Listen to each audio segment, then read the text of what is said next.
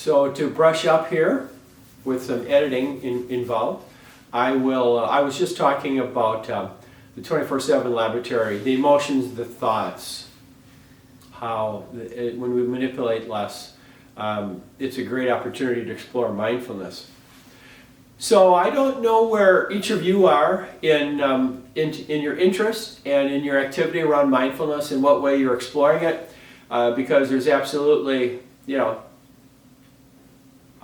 in many ways that one can explore mindfulness. And folks who have no conscious involvement in some kind of a spiritual path, in some kind of mind-body activities, are exploring mindfulness in their own way, because mindfulness is just a part of life. However, I absolutely think that there's steps involved. There's stretching oneself a little bit in ways of sitting with an experience longer, of having a bit more of a curiosity, and in particular a somewhat more, not only permission, but choosing to embrace the direction of mindfulness, of being aware of experiences and doing less with it. Because one of the things is that, there's many things involved here, some of which I can't put words on because I don't know absolutely all levels of this inside out. I don't think anyone probably does. Where our individual, we can say personality, our egoic nature of how we identify with thoughts, how we have this part of our mind that has its own agenda, that has a self-image, that has habits and knee-jerk reflexes to see the difference in others, to resist all kinds of moments throughout our daily life that trigger some level of reactivity, some level of something that may have a part of us, again, I'll say self-image, the part of us that has this identity, the part of us that is reactive emotionally because of our beliefs, because of our vulnerabilities, because of the nature of how one's egoic aspect that humans are clearly have going in their experience and in their living. We're highly emotional beings. So again, all of that is not, generally speaking, meant to be absolutely known. It's meant to be lived with. I'm aware of a sign I have, and it says something on the order of, we cannot control the wind, but we can control our sails. So openness and allowing and growth and mindfulness and whatever other kinds of growth experiences, levels of opening, talk about transformation to some degree, talk about enlightenment experiences. I'm a big believer in a variety of different experiences that people can have. We put labels on them, but it's really about, what's beautiful there is it's all still about a person's becoming more open to their experience, a person's doing less with it, and learning to live and appreciate this oneself as one explores this. I can absolutely talk about the benefits of what I've experienced with, a lot of my path has been sort of rooted in presence, in mindfulness.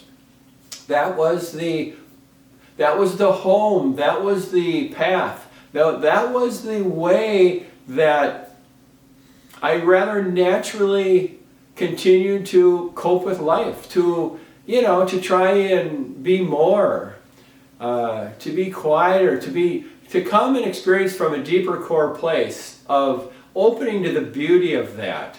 And so I've experienced a whole lot on the path of mindfulness over the last approximately 15 plus years.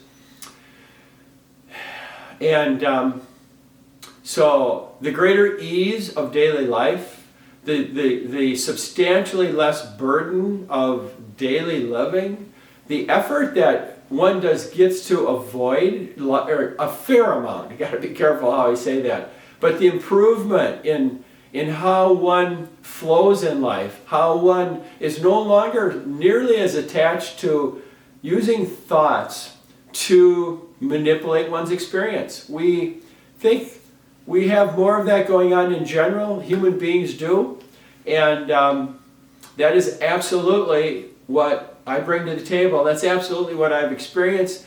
This is the best that I know about life, and the intimacy of the moments, the appreciation of the simple things, many things. There's a lot there. And so, we're all looking for our own way. I have a little bit of a Buddhist background, not like being a long-term practitioner by any stretch, but I've hung around the temples, the Buddhists, the teachings, the groups, a certain amount. I have a major affinity to their material in general. I would say a high familiarity in general, not into the terms as much and some of the other things per se, but this huge emphasis in Buddhism on suffering, of how humans have a great degree of unnecessary suffering. And the mindfulness is absolutely a very pure path. It's a very real path. And one of the things it embraces is this major, major piece to the spiritual path, I would say. Many people rather say this, is that the beauty of it, the challenge of it, is that we each it's within us. It's within each person's experience. It's within each person continuing to open, experience themselves, allow more of the experience to be as it is, would be one major aspect of that. And as I like to say, we're the instrument. We need to be played. We have great capacities of greater stillness, openness. We have a very organic, natural way that this being more open, of developing these habits, and then having this inherent way that we can be happier. I say happier, I probably want to stress content, open, appreciative, and when one has more of that capacity to experience life from that position, it's really important. It's very valuable,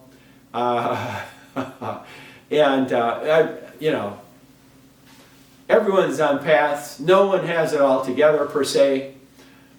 It's not about that, but there's an invitation. And whether one does mindfulness, is interested in it, plays with it, shows up, and goes off on their spiritual path, or whatever people do, it's all beautiful, it's all okay. We're inherently asked to find our way. The challenge or the perspective of mindfulness is that some people say when one is very thought identified, when one is using thoughts as their major vehicle to control, manipulate, to react, and we know and live life through that way, some people would say that's somewhat dysfunctional. Because there's inherent limitations, there's inherent struggles. And I would suggest that a person is not playing themselves an instrument in as an effective way to experience these capacities that are just very pleasant, very centered, very open. And that's a very good remedy for the Buddhist understanding of how humans suffer and we struggle. So with that said, love, peace, have a nice day. Good to chat with you today. Take care. Bye-bye.